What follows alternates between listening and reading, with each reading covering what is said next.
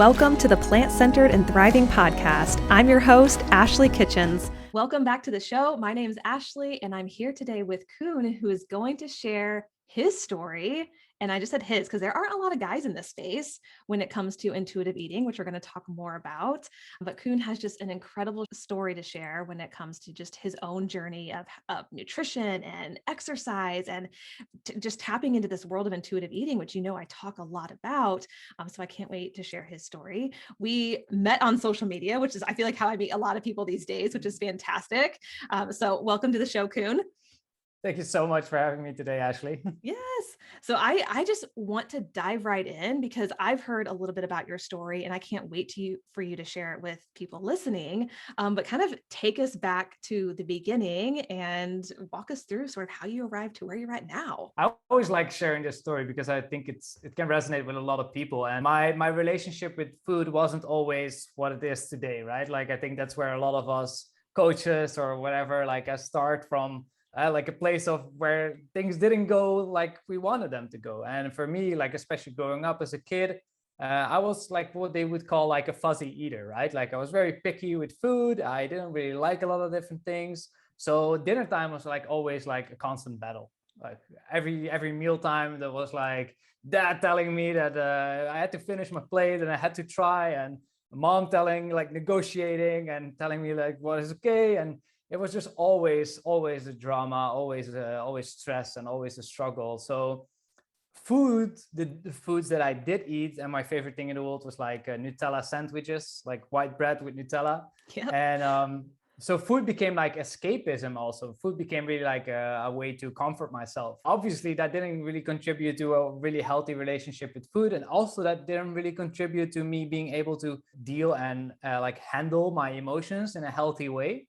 So I had a lot of trouble with that growing up, especially as like a teenager. I was quite, what's the right word for that? Like rebellish. I did all sorts of different things, like you can imagine. And yeah, just also that carried in well into my 20s, mid 20s. I had a quite successful career in retail management, which was a super intense, super stressful job, working 50 hours easily a week, living off literally, like, I woke up with a can of Red Bull. I smoked a package of cigarettes a day. I often chose cigarettes over having a meal, like literally because I was so stressed out. And the foods that I did eat was basically just ready-made stuff that I would pick up in the supermarket, frozen pizzas and all of that kind of amazing nutritious foods. So yeah, and then besides that, because of being like so stressed out, I was just very short-tempered. I was like a total pain in the ass, literally. And yeah, my relationship with food and my relationship with myself was just very poor. And that whole like destructive kind of lifestyle also led me to have a burnout when I was just 25. And that was a really eye-opening experience, because not only I lost my job, prior to that, a long-term relationship came to an end. So suddenly I was this 25-year-old dude standing in his kitchen, crying my eyes out and literally realizing, wow, like, what have I been doing with my life? And that was just such an eye-opening experience, because I literally wasn't eating any vegetables, basically like a paprika and an onion, and that's where it ended.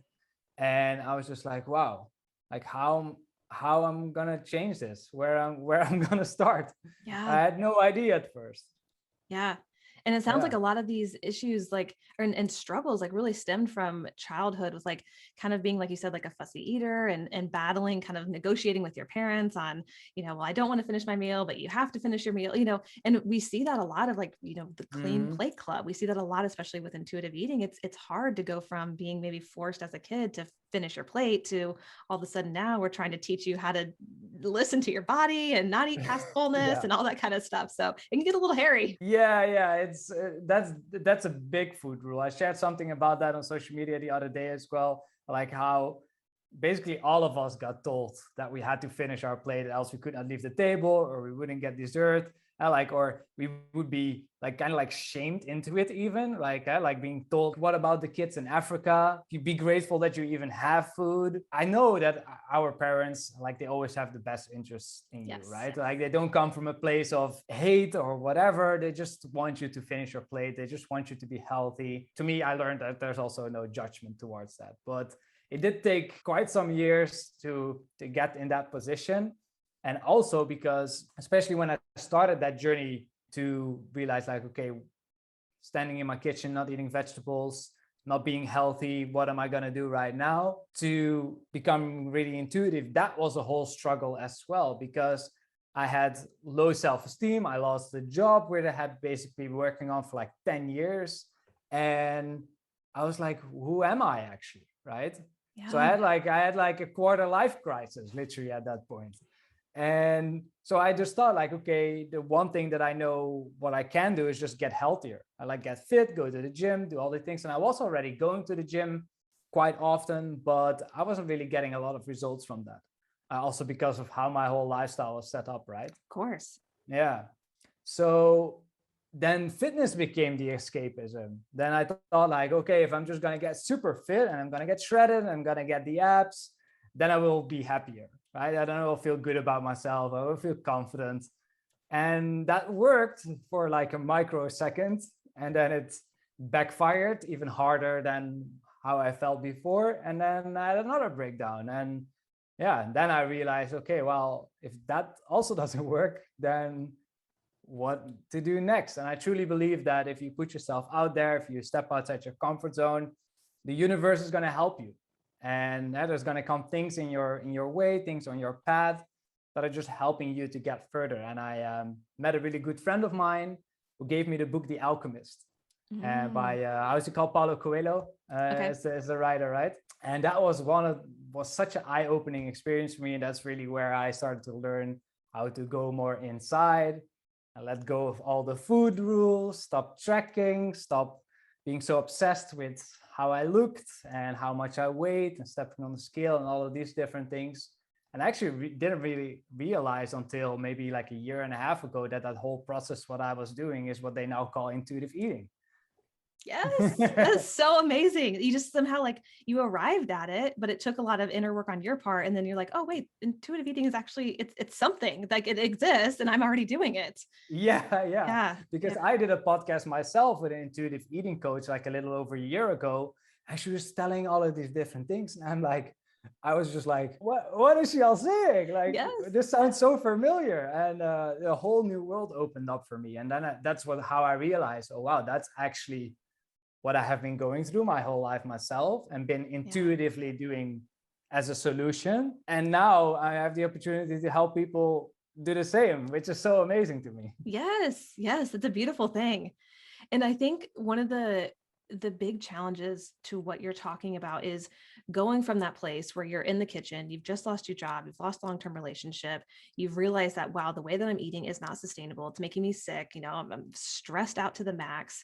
A lot of people, Yeah. maybe not to that extreme, but are in a similar situation where it's like, what I'm doing is not working. I need to do this inner work or figure out just something different because I know that what I'm doing is not sustainable. And so how Mm-hmm. did you sort of start taking those steps forward? Because those first few steps can be the hardest of like, okay, what I'm doing is not working. I've got to do some inner work and change some things around. Yeah. Yeah. Well, like I would say that the approach that I took back then would be really different than like all the knowledge that I acquired and how I help people do it now. But I think one thing is still very similar in that that's always going to be trial and error.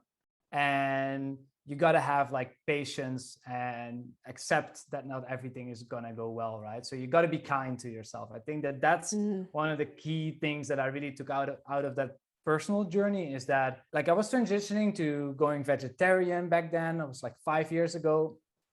And I came at a point where I just wanted to like ditch dairy because I always had a lot of acne.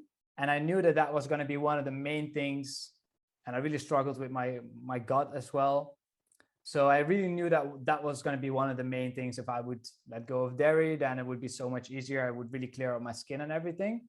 So, but I found that really difficult because it's a lot of like cheese was kind of like my way to get more vegetables in, because I would just literally like roast them till nothingness and just oh yeah. load them with cheese.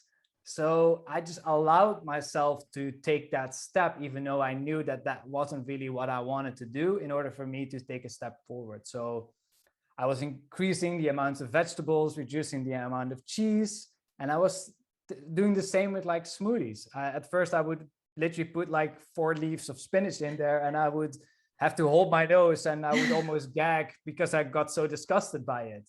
And eventually I just was putting less bananas and less sweet and more spinach, and started to add things like spirulina, and I like really started to challenge myself. But the amount of times that I stood 2 hours in the kitchen, throw 3 meals away, flush down 2 smoothies, like I cannot even count them. Like I don't even know how many times that happened. And I think that that's gonna happen. That's gonna be part of the journey. So if you do this, then yeah, I think it's really important for yourself to be okay with that, and to be kind to yourself and not judge like everything that potentially go wrong, because I think it's also it's part of the journey, but it's also necessary. Yes, absolutely. And it sounds like that kindness, showing yourself, extending yourself kindness and compassion, like really allowed you in a way to be successful to get to where you're at today versus being harsh on yourself or, beating yourself up for what you were doing, because you went from one extreme to the other. I mean, what you're doing now, obviously it's very obvious, is very aligned with, what you value and what you want to be doing. True. Yeah, that's so true. Like now I would recommend people to like definitely do it different. There's definitely more structure in place. It took me a long time to get where I am. I tried all different kind of things and formulas, and I went to super raw phases and I went to super fasting phases and all these kind of different things, which some helped, some distanced me from my relationship with food, some helped me to get more mental clarity, but others helped less and others made it sometimes worse. Yep, absolutely. Yeah, I watched a reel that you did recently where you're looking in the fridge, you're, kind of making a joke of not listening to your hunger cues, even though you're hungry, and trying to like ignore them. And I thought that was really profound, because Yeah. that's a big part of the fasting world too, is kind of ignoring some of those cues. And I know that it's Yeah. something with intuitive eating that you definitely work on a lot. Yeah, and the thing is like I'm actually a big fan of fasting. I say that honestly. I've been doing intermittent fasting for a very long time, basically since the beginning. And it has for me been really one of the tools to actually learn to listen to my body. But I know that that's not going to be the way for the majority of people. Because for the majority of people, it's just another restriction. It's just another rule. While I actually saw it as like, oh, wow, I have never been a breakfast person. And now I finally understand why I'm not, because my body is telling me that I'm not a breakfast person. For me, eating later in the morning suddenly became intuitive. However, that then fell into that intermittent fasting schedule. And obviously that was like a very trendy thing to do a couple of years back. And I think the wave is now coming back up again. So I was happy to jump on that. But now realizing what that actually did for me was just that it created more awareness around, first of all, my relationship with food, my attachment to food, and also it learned me actually to listen. And I think that that's one of the biggest mistakes that people make when they try intermittent fasting or fasting in general, is that they forget to listen. So they start ignoring the signals because I have to look at the clock and it's not 12 hours yet. And Right. that completely defies the point, I think, of building a healthy relationship with your body and food. Yeah, definitely. Intuitive eating, again, kind of going from where you were, Koen, with like your relationship with food many, many years ago to where you're at now, obviously it's very, very different. So people who are maybe in a similar situation that you were in, where listening to hunger fullness cues, it's like, I don't know. And I don't really know what my body's telling me. I don't know what feels good and what doesn't. I don't know what is making me sluggish or what's making me feel energetic. What are like some tangible tools or even things that you would go back and tell yourself of like steps that you can take to just be a bit more present, a bit more in touch with what your body is trying to tell you? Yeah, great question. Well, I think the journey starts a little bit before that.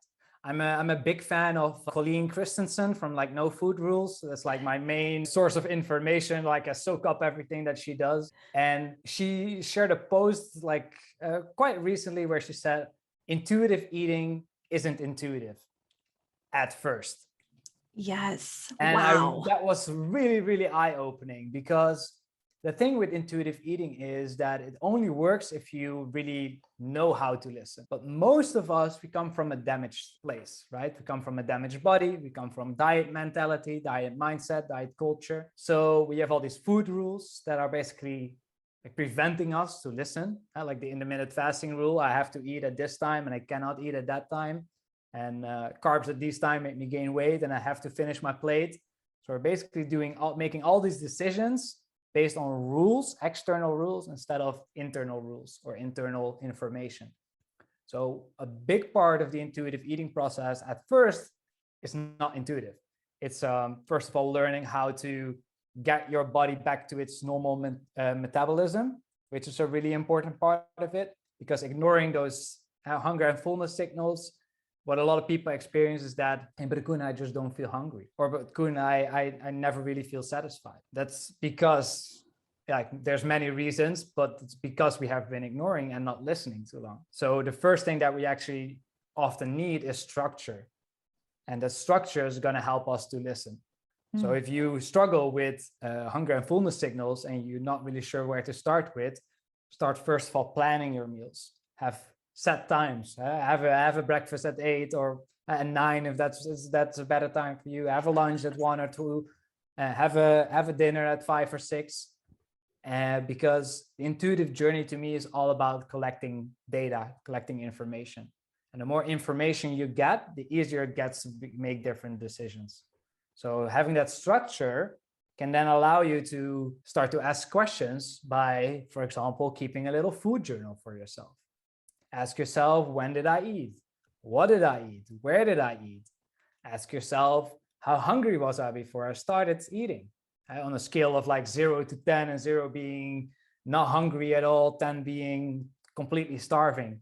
Ask yourself if there are maybe certain thoughts or feelings or rules that are coming up before, during, and after your meal. And then obviously as well, like how I'm feeling after. So start collecting that data so that from that space on, you can start making different decisions. Oh, that meal I had at 8 o'clock this morning, I was actually not hungry at all. So maybe let's try tomorrow half an hour later, see how that feels. Oh, now I was actually pretty hungry. I was like at 6. So, okay, maybe 8:30 is better for me, right? And then you don't need that fixed rule anymore. You just know that around that time, you learn how to listen. So structure, I think, is always a really important first step for the majority of the people, let me say it like that. And then the second one, and that's probably one of the biggest ones, really breaking through the food rules. Stop listening to the food police. Yes. Yeah, you're right though. That's a really tough one for people, is breaking some of those rules that they either had as a kid or that they've learned via diet culture. It is really, it's tough to challenge those rules that we carry around with us. Yeah, absolutely. So that's also why I like to have like some structure with that as well. Because if you have that structure in place, it becomes a lot easier. A change, I always say, comes through awareness. So the more aware about the rules, the more aware about like the triggers and the tendencies that you have, the easier everything gets. Yeah. So I always say like the first part is like to recognize what are the food rules, what are the triggers, so like what is triggering the rule, or what is triggering the emotional eating or the binge eating, or what is triggering you to suppress your emotions through food, for example. And what's that tendency? How does that look like? Will I go to the supermarket? Will I open my fridge? What happens in my body? Because the more you can start to recognize these patterns and these triggers, the easier it then gets to stop yourself from actually doing it. But this is always the first part. Yeah. And then as well, it's like to just be able to accept them, right? As long as you are in this battle mode on the battlefield, and you're like, that's not good, and that's not good, and I shouldn't do this, and I shouldn't do that, it's creating only more friction, and from that friction comes more negative energy. So you need to be able to just say, okay, this happened, that's okay, there's nothing wrong with that, that just is. What can I do now to change it?